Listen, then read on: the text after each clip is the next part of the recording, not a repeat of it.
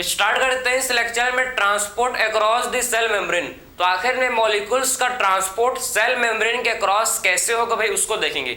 ये ट्रांसपोर्ट हो सकता है थ्रू सिंपल डिफ्यूजन के थ्रू, क्लियर है, लाइक ऑक्सीजन CO2 इनका ट्रांसपोर्ट सिंपल डिफ्यूजन के थ्रू हो सकता है, या फिर आपका फैसिलिटेड डिफ्यूजन के थ्रू जिसमें हम लोग के पोलर मॉलिक्यूल्स लार्ज मॉलिक्यूल्स आते हैं उसका ट्रांसपोर्ट फैसिलिटेड डिफ्यूजन के थ्रू हो सकता है, या फिर एक्टिव ट्रांसपोर्ट। एक्टिव ट्रांसपोर्ट नाम से समझो, active word need ATP, active मतलब एटीपी का नीड है, एटीपी लगेगा भाई तभी ट्रांसपोर्ट होगा, ठीक है।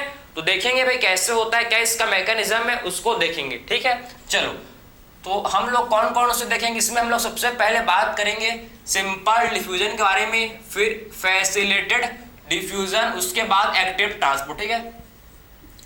तो कौन कौन से टेक्निक है जिसके थ्रू ट्रांसपोर्ट हो सकता है। पहला आपका है सिंपल डिफ्यूजन के थ्रू क्या हो सकता है भैया, सिंपल डिफ्यूजन के थ्रू ट्रांसपोर्ट हो सकता है सेल मेम्ब्रेन के क्रॉस मॉलिक्यूल, ठीक है, या फिर हो सकता है फैसिलिटेड डिफ्यूजन के थ्रू, ठीक है, या फिर फैसिलिटेड डिफ्यूजन के थ्रू क्या हो सकता है, चीजों का ट्रांसपोर्ट हो सकता है थ्रू सेल मेम्ब्रेन, ठीक है, या फिर एक्टिव ट्रांसपोर्ट, या फिर एक्टिव ट्रांसपोर्ट के थ्रू क्या हो सकता है, एक्टिव ट्रांसपोर्ट के थ्रू ट्रांसपोर्ट हो सकता है, ठीक है, समझ है आपको। तो सबसे पहले स्टार्ट करेंगे डिफ्यूजन से, भाई नाम से ही समझो डिफ्यूजन, ठीक है, मतलब पता है आपको कि कोई भी चीज हाई कंसंट्रेशन से कोई भी चीज कहां फ्लो करता है भाई, डिफ्यूजन का मतलब क्या है, हाई कंसंट्रेशन से कोई भी चीज जब लो कंसंट्रेशन की तरफ फ्लो करता है तो इसे क्या बोलते हैं भाई, डिफ्यूजन, ठीक है, समझे। Movement of substance across the high concentration, movement of substance from high concentration to low concentration, ठीक है, इसे बोला जाता है क्या, इसे बोला जाता है, क्या बोलते हैं इसे भाई, डिफ्यूजन। किसके थ्रू होता है, through semi permeable membrane. Semi permeable नाम से समझो ये ऐसा मेम्ब्रेन जो कि परमिएबल है, उसके थ्रू क्या होता है, डिफ्यूजन, ठीक है, समझ है, क्लियर है। तो सिंपल डिफ्यूजन आप समझ गए, फ्रॉम हाई कंसंट्रेशन से आप देखो, ठीक है, हाई कंसंट्रेशन से क्या होता है भैया, इसमें हाई कंसंट्रेशन से जो सब्सटेंस है, हाई कंसंट्रेशन से आप देखो जो भी हाई कंसंट्रेशन में जो भी आपके मॉलिक्यूल्स हैं उसका डिफ्यूजन हो जाता है भैया लो कंसंट्रेशन की तरफ, उसका मूवमेंट लो कंसंट्रेशन की तरफ हो जाता है, ठीक है, समझ है आपको। तो हाई कंसंट्रेशन से आप समझो ट्रांसपोर्ट कहाँ होगा भाई, हाई कंसंट्रेशन से ट्रांसपोर्ट हमेशा लो कंसंट्रेशन के थ्रू होगा, ठीक है, हाई कंसंट्रेशन टू ट्रांसपोर्ट किसके तरफ होगा, लो कंसंट्रेशन की तरफ, ठीक है। अगर यहाँ पर हाई कंसंट्रेशन, अगर मान लो यहाँ पर ऑक्सीजन, ठीक है, यहाँ पर ऑक्सीजन का लेवल हाई है, यहाँ पर ऑक्सीजन का लेवल हाई है, ठीक है, ऑक्सीजन का हाई कंसंट्रेशन है, ऑक्सीजन का हाई कंसंट्रेशन है, और यहाँ पर आप देखो यहाँ पर ऑक्सीजन का कम कंसंट्रेशन है, ठीक है, ऑक्सीजन का कम कंसंट्रेशन लो कंसंट्रेशन है, देखो। तो ये ऑक्सीजन का मॉलिक्यूल, ये जो ऑक्सीजन का मॉलिक्यूल है, ये ऑक्सीजन का मॉलिक्यूल ये आपका कहां से कहां इसका ट्रांसपोर्ट हो जाएगा भाई, तो इसका ट्रांसपोर्ट हाई कंसंट्रेशन से लो कंसंट्रेशन में हो जाता है, ठीक है, किसके थ्रू होता है, थ्रू सेमी परमिएबल मेम्ब्रेन, ठीक, किसके थ्रू होता है ट्रांसपोर्ट, सेमी परमिएबल मेम्ब्रेन के थ्रू होता है, ठीक है। तो आप समझ गए सेल मेम्ब्रेन के क्रॉस आपका सिंपल डिफ्यूजन जैसे कि ऑक्सीजन CO2 इनका ट्रांसपोर्ट जो है ये सिंपल डिफ्यूजन के थ्रू हो जाता है, सिंपल डिफ्यूजन के थ्रू हो जाता है, हाई कंसंट्रेशन से चीज लो कंसंट्रेशन में आपका ट्रांसपोर्ट हो जाता है थ्रू सिंपल डिफ्यूजन, ठीक है। अब बात करेंगे फैसिलिटेड डिफ्यूजन। आखिर में फैसिलिटेड डिफ्यूजन ये आपके चैनल्स के थ्रू, किसके थ्रू होता है भैया, ये हम लोग के चैनल्स के थ्रू होता है, ठीक है। तो फैसिलिटेड डिफ्यूजन किसके थ्रू होता है, ये चैनल्स के थ्रू आप देखो कि एक हम लोग का चैनल है जिसके बोलते हैं एक्वापोरिंग, ठीक, एक चैनल है जिसे बोला जाता है एक्वापोरिंग, ठीक, जिसे बोलते हैं एक्वापोरिंग। ये जो एक्वापोरिंग है ना, एक्वापोरिंग एक्वापोरिन जो कि 8 पॉलीपेप्टाइड का बना हुआ है, जो कि कितने पॉलीपेप्टाइड का बना है भाई, जो कि 8 पॉलीपेप्टाइड का बना हुआ है, यह आपका एक्वापोरिन। ठीक है, ठीक है, समझ है आपको। ये लार्ज चैनल है जिसे बोला जाता है क्या, ये लार्ज चैनल को बोला जाता है एक्वापोरिन। ठीक है, इस लार्ज चैनल को बोलते हैं भैया एक्वापोरिन। एक्वापोरिन जो कि 8 पॉलीपेप्टाइड, ठीक, 8 पॉलीपेप्टाइड का ये बना हुआ है। ठीक है, ये कितने 8 पॉलीपेप्टाइड का बना हुआ ये एक्वापोरिन जो कि 8 पॉलीपेप्टाइड का बना हुआ है भाई। ठीक है, तो एक्वापोरिन जो किसका बना है, जो कि आपका 8 पॉलीपेप्टाइड का बना हुआ है। ठीक है, और जिसके थ्रू सिर्फ किसका ट्रांसपोर्ट, जिसके थ्रू आप समझो सिर्फ किसका होता है ट्रांसपोर्ट, इसके थ्रू सिर्फ आपका वाटर का ट्रांसपोर्ट। ठीक है, एक्वापोरिन के थ्रू सिर्फ वाटर का ट्रांसपोर्ट, समझ आ रहा है आपको। इसके थ्रू क्या होता है, इसके थ्रू सिर्फ वाटर का ट्रांसपोर्ट होता है। ठीक है, तो ये एक्वापोरिन के थ्रू सिर्फ किसका होता है ट्रांसपोर्ट, या आप समझो कि एक्वापोरिन के थ्रू किसका होता है ट्रांसपोर्ट, इसके थ्रू सिर्फ वाटर का ट्रांसपोर्ट होता है। ठीक है, तो एक्वापोरिन के थ्रू किसका होता है ट्रांसपोर्ट, इसमें आप देखो एक्वापोरिन के थ्रू जो कि 8 पॉलीपेप्टाइड का बना हुआ है। ठीक है, मतलब 8 प्रोटीन के मिलने से क्या बनता है भैया, 8 प्रोटीन के मिलने से एक लार्ज आपका एक चैनल बनता है, एक लार्ज चैनल बनता है, जिसे क्या बोलते हैं, जिसे बोला जाता है क्या, एक्वापोरिन। ठीक है, तो आप समझ गए कि वाटर का ट्रांसपोर्ट, ठीक है, वाटर का ट्रांसपोर्ट किसके थ्रू होता है भैया, वाटर का ट्रांसपोर्ट ये एक्वापोरिन के थ्रू होता है। ठीक है, समझ है आपको। तो इस चैनल के थ्रू होता है वाटर का ट्रांसपोर्ट, ये चैनल के थ्रू होता है, और ये चैनल आपके हाईली स्पेसिफिक होते हैं, ऐसा नहीं कुछ भी। ठीक है, ये चैनल जो कि हाईली स्पेसिफिक है, ये भी इंपॉर्टेंट है। ठीक है, तो आखिर में ये चैनल जो कि कैसे होते हैं भैया, ये आपके हाईली स्पेसिफिक होते हैं। ठीक है, क्लियर है। तो आखिर में ये चैनल जो कि हाईली स्पेसिफिक होते हैं, ठीक है, हाईली स्पेसिफिक ये चैनल होते हैं। क्लियर, और ये आप समझ गए कि ये एक्वापोरिन के थ्रू सिर्फ वाटर का ट्रांसपोर्ट होता है, वाटर का ट्रांसपोर्ट ये होता है। ठीक है, क्लियर। तो आखिर में हम लोग बात करेंगे कि आखिर में फैसिलिटेटेड डिफ्यूजन के टाइप्स को देखेंगे। ठीक है, इसमें आपके देखेंगे कौन कौन से आता है। ठीक है, तो आखिर में फैसिलिटेटेड डिफ्यूजन के टाइप को देखेंगे, इसको आप लिख सकते हो, स्क्रीनशॉट ले सकते हो, आपका मन है जो आपको अच्छा लगे। ठीक है, अब डिस्कस करेंगे हम लोग कि जो फैसिलिटेटेड डिफ्यूजन है भैया, इसमें हम लोग 3 टाइप को बेसिकली डिस्कस करेंगे। ठीक है, इसके 3 टाइप डिस्कस करेंगे। देखो इसमें हम लोग डिस्कस करेंगे, देखो एक हम लोग का है, एक हम लोग का है जिसे बोलता है यूनिपोर्ट, एक इसका है जिसे बोला जाता है यूनिपोर्ट, दूसरा हम लोग का इसे बोलते हैं सीमपोर्ट। ठीक है, जिसे बोलते हैं सीमपोर्ट, एंड थर्ड हम लोग का है जिसे बोलते हैं क्या, जिसे बोला जाता है एंटीपोर्ट, जिसे बोलेंगे एंटीपोर्ट। ठीक है, समझ आ रहा है आपको, क्लियर। तो ये हम लोग का फैसिलिटेटेड डिफ्यूजन को 3 टाइप में हम लोग ने कैटेगराइज किया।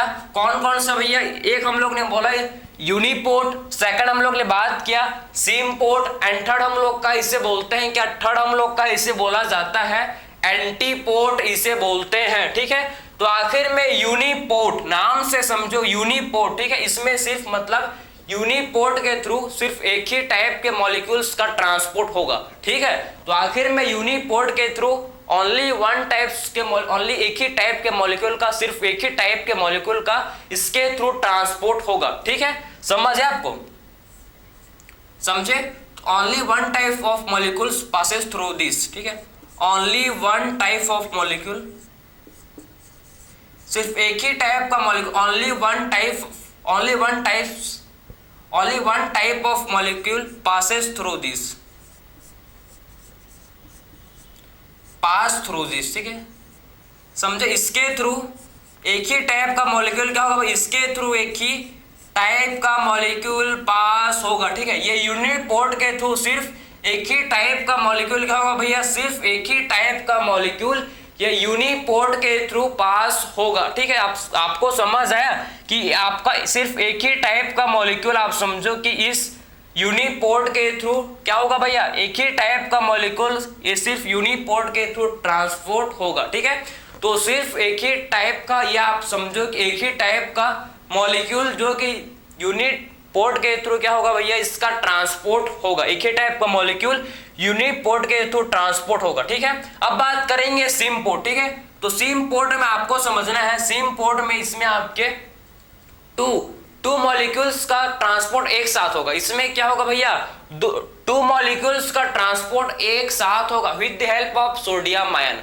किसके हेल्प से होगा, सोडियम आयन के हेल्प से, ठीक है। तो आप समझ है आपको, सेम पोर्ट में टू मॉलिक्यूल्स का ट्रांसपोर्ट, इसमें दो मॉलिक्यूल्स का ट्रांसपोर्ट एक साथ होगा, समझे। दो दोस्त एक साथ जाते हैं, कहीं भी जाते हैं तो, ठीक है, एक्सेप्ट डैश, ठीक है। समझ है आपको, दो दोस्त हमेशा एक साथ जाते हैं, समझ गए कहाँ कहाँ जाते हैं, घूमने फिरने के लिए बोल रहा हूँ, ठीक है, क्लियर। तो आपको समझ आया कि आखिर में सेम पोर्ट जिसमें दो मॉलिक्यूल्स का ट्रांसपोर्ट एक साथ होगा, जिसमें टू मॉलिक्यूल्स का ट्रांसपोर्ट एक साथ होगा, ठीक है। समझ है आपको, विद द हेल्प ऑफ, किसके हेल्प से भाई, सोडियम आयन के हेल्प से, ठीक है। समझ है, किसके हेल्प से होगा सेम ट्रांसपोर्ट, इसमें सोडियम आयन के हेल्प से होगा, ठीक है, ठीक है। तो समझ, सेम पोर्ट में क्या होगा भाई, टू मॉलिक्यूल्स का ट्रांसपोर्ट इसमें, ठीक है, समझे, होगा, क्लियर।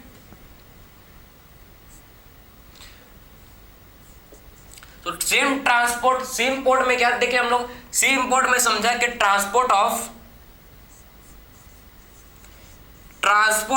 टू मॉलिक्यूल, इसमें आपका टू मॉलिक्यूल्स, ठीक है, टू मॉलिक्यूल्स का ट्रांसपोर्ट हम लोग ने देखा, transport of two molecules with the help of sodium ion, ठीक है, with the help of sodium ion. इसमें दो मॉलिक्यूल्स का ट्रांसपोर्ट होगा with the help to transport of two molecules in same direction, ठीक है। इन किसमें भाई, ट्रांसपोर्ट ऑफ दो मॉलिक्यूल्स का ट्रांसपोर्ट होगा इन सेम डायरेक्शन, ठीक है, with the help of sodium ion. समझ है आपको, तो इसमें दो मॉलिक्यूल का transport same, transport of two molecules in same direction, ठीक है, ट्रांसपोर्ट ऑफ मॉलिक्यूल्स का ट्रांसपोर्ट होगा सेम डायरेक्शन में, ठीक है। इसमें दो मॉलिक्यूल्स का ट्रांसपोर्ट सेम डायरेक्शन में होगा with the help of sodium ion,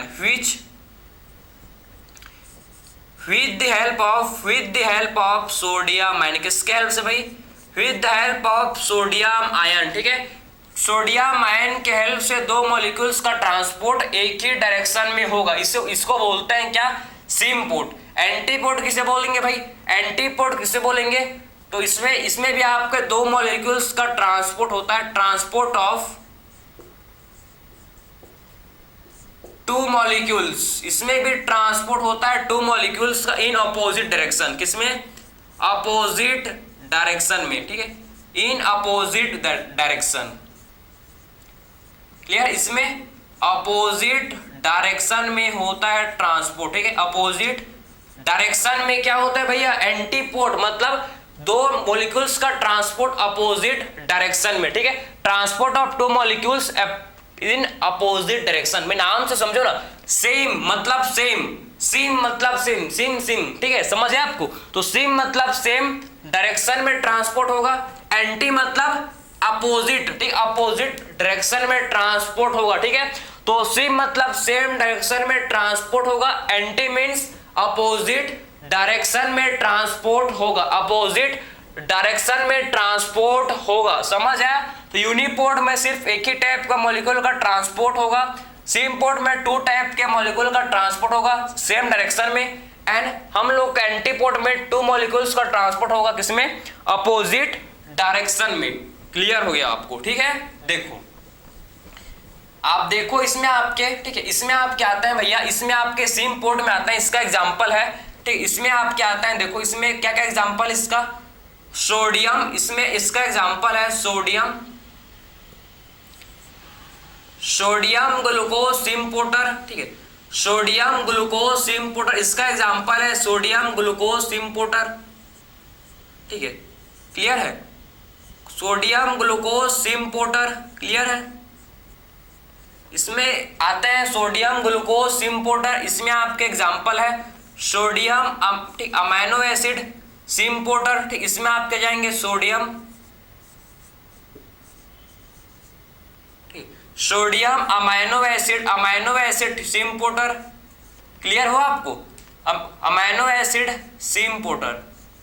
clear है, समझ आ रहा है आपको। और इसमें क्या होता है भाई, और इसमें आपका सोडियम फॉस्फेट सिम्पोर्टर और भी होता है इसमें और क्या होता है, सोडियम फॉस्फेट सिम्पोर्टर। ठीक है, तो सिम्पोर्ट जिसमें हम लोग बात किया सोडियम ग्लूकोज सिम्पोर्टर होता है, सोडियम ग्लूकोज सिम्पोर्टर होता है, सोडियम अमीनो एसिड सिम्पोर्टर।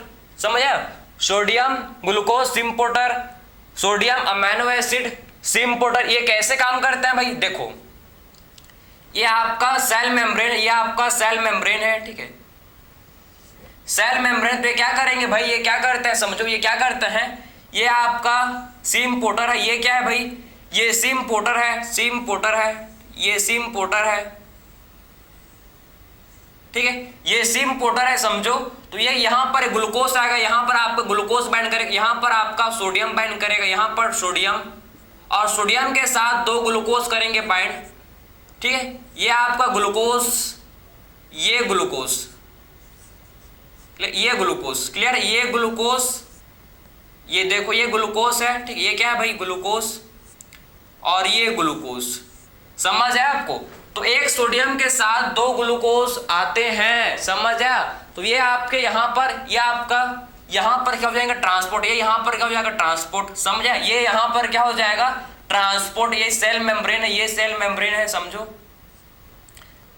ये सेल मेम्ब्रेन है। ठीक है, ये सेल मेम्ब्रेन है समझो, लिपिड बायलेयर आपका सेल मेम्ब्रेन है। ठीक है, तो यहां पर ये क्या हो जाएगा भाई, ये आपका यहां पर ट्रांसपोर्ट हो जाएगा। इसे बोलते हैं क्या, इसे बोला जाता है सिम्पोर्ट। एक सोडियम के साथ ये आपका क्या, कौन सा सिम्पोर्टर है, ये सोडियम ग्लूकोज सिम्पोर्टर। किसका एग्जांपल मैंने दिया आपको, मैंने आपको सोडियम ग्लूकोज सिम्पोर्टर का एग्जांपल दिया भाई, मैंने आपको सोडियम ग्लूकोज सिम्पोर्टर का एग्जांपल दिया। किसका एग्जांपल दिया मैंने आपको, इसमें आपके ध्यान से देखो कि मैंने आपको इसमें सोडियम ग्लूकोज सिम्पोर्टर का एग्जांपल दिया।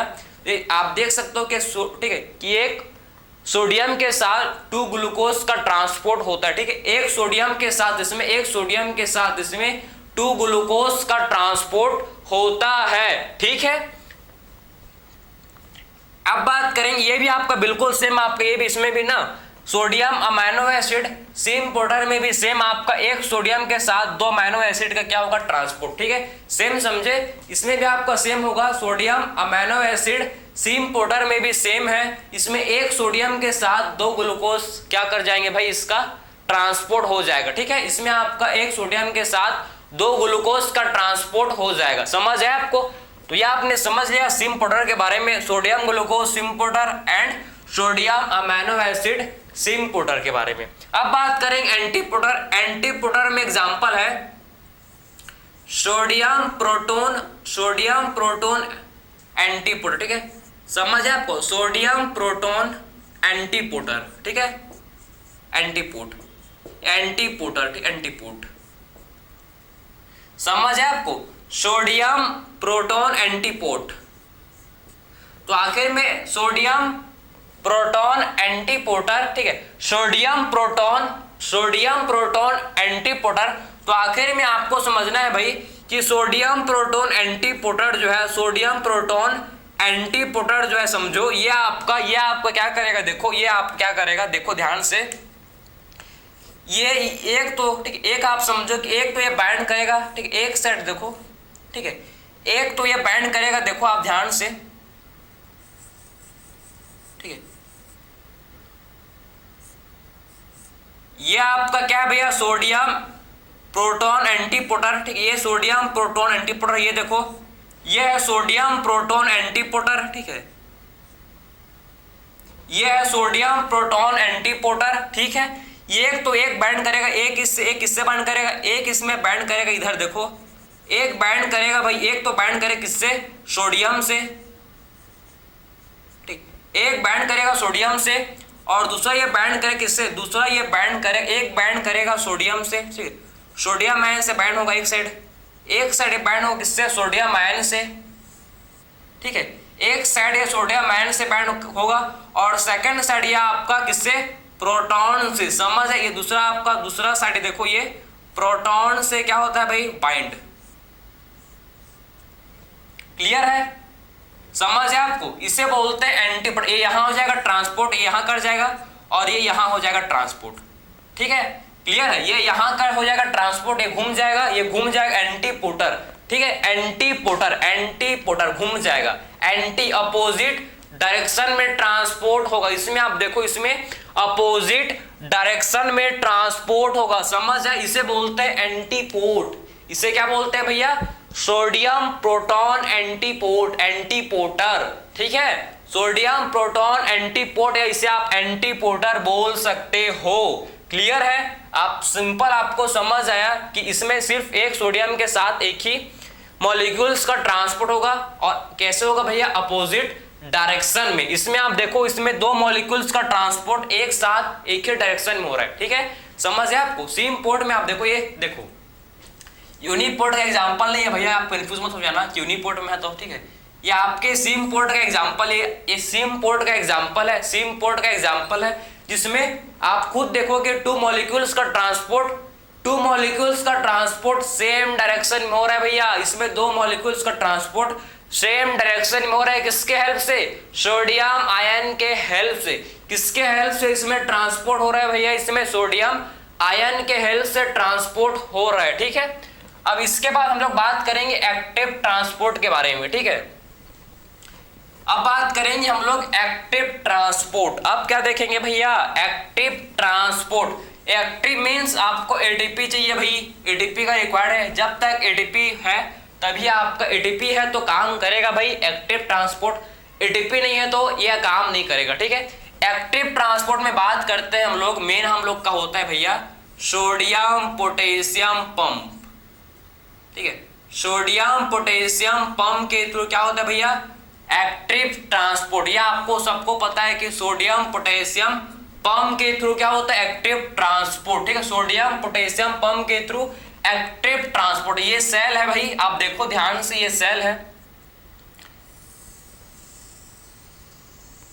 ठीक, ये सेल है, इसको थोड़ा सा छोटा बनाते हैं, ज्यादा ही बड़ा बन गया सेल। ठीक है, परफेक्ट। ठीक है, ये आप भाई हम लोग का सेल है, ये सेल है, ये देखो ये सेल है। ठीक है, ये सेल है, क्लियर है। तो इसमें आपके क्या होते हैं भैया? इसमें आपके सेल में होता है सोडियम पोटेशियम पंप। इसमें होता है क्या? Sodium potassium pump. ठीक है, सोडियम पोटेशियम पंप ये होते हैं, देखो ये सोडियम पोटेशियम पंप है, ये सोडियम पोटेशियम पंप है। सोडियम पोटेशियम पंप क्या करता है भैया? ये क्या करता है? सोडियम पोटेशियम पंप, ये हम लोग का है सोडियम पोटेशियम पंप। क्लियर, चलो ठीक है, समझ आ गया। ठीक, ये सोडियम पोटेशियम पंप, ये क्या करेगा? ये तीन सोडियम को, देखो ये तीन सोडियम से, ठीक है, ये देखो ये क्या करता है? ये तीन सोडियम को, ठीक है, तीन सोडियम के साथ बैंड हो जाएगा। ये तीन सोडियम के साथ आप देखो, आपका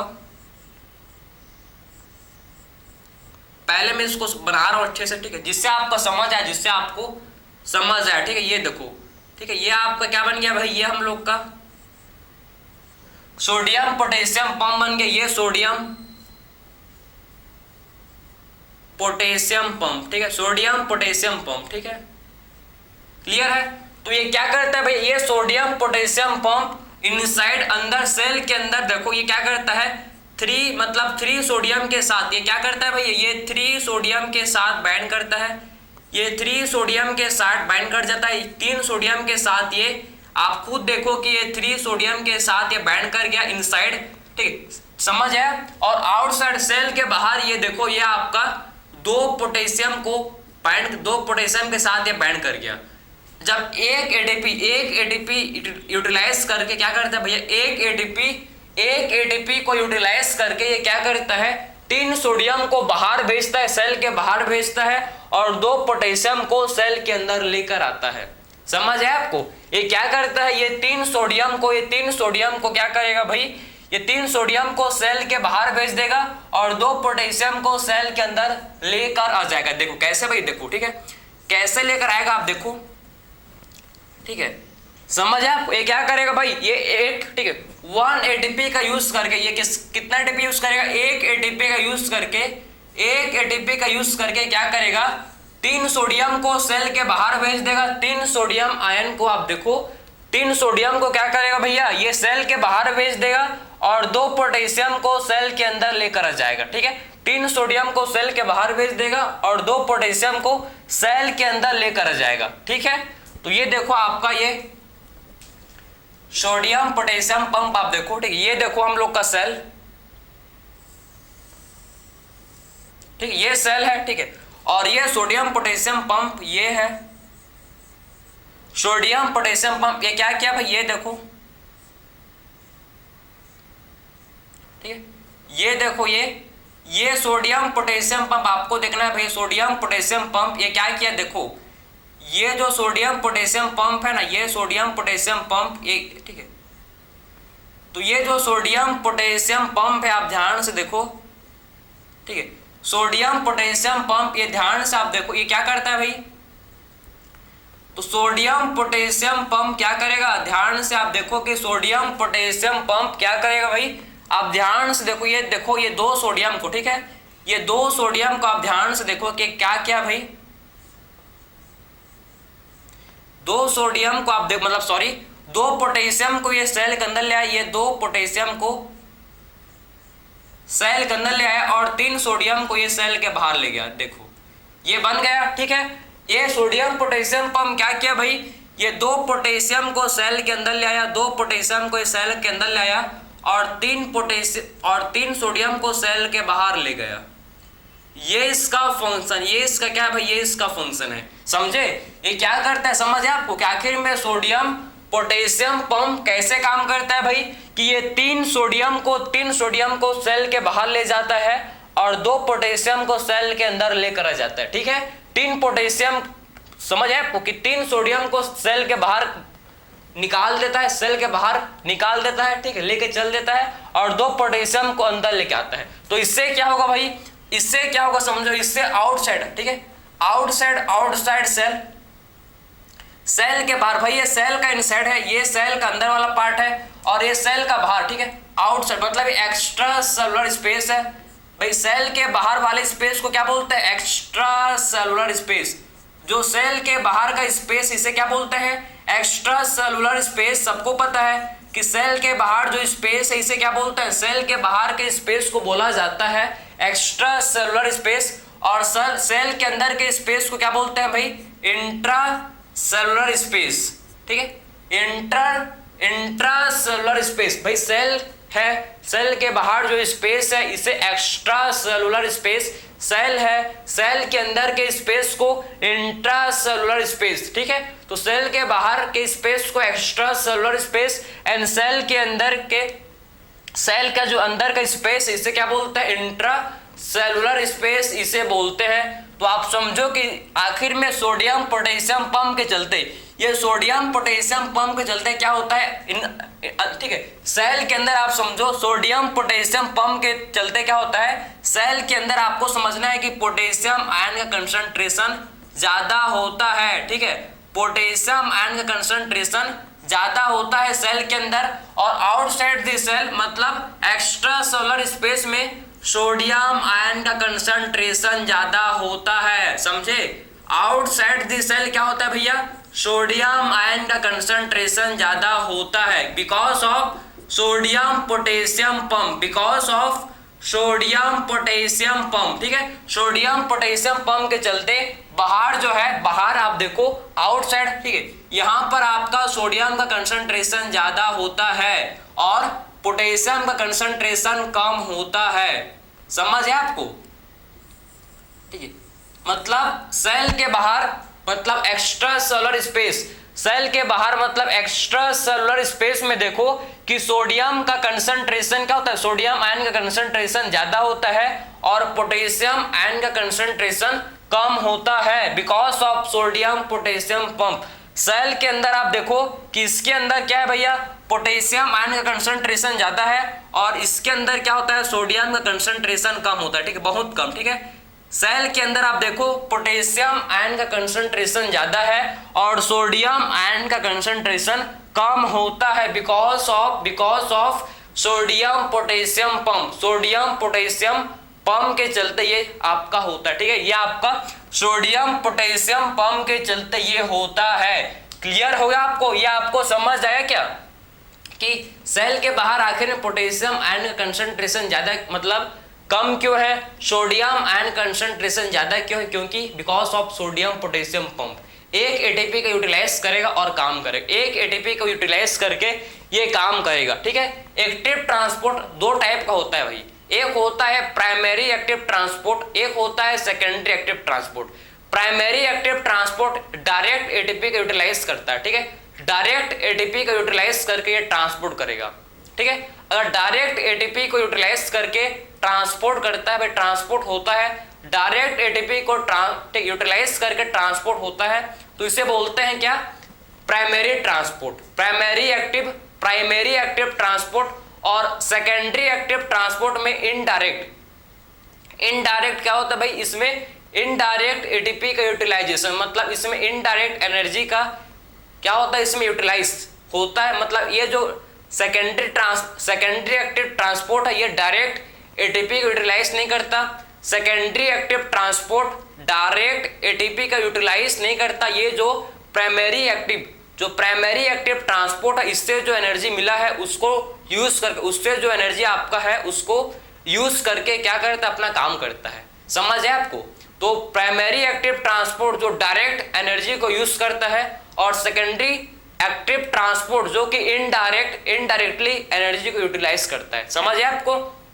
तो प्राइमरी मींस जो डायरेक्ट एनर्जी को यूटिलाइज करे उसे बोलेंगे प्राइमरी एक्टिव ट्रांसपोर्ट, और जो इनडायरेक्टली एनर्जी को यूटिलाइज करे इसे बोलेंगे सेकेंडरी एक्टिव ट्रांसपोर्ट।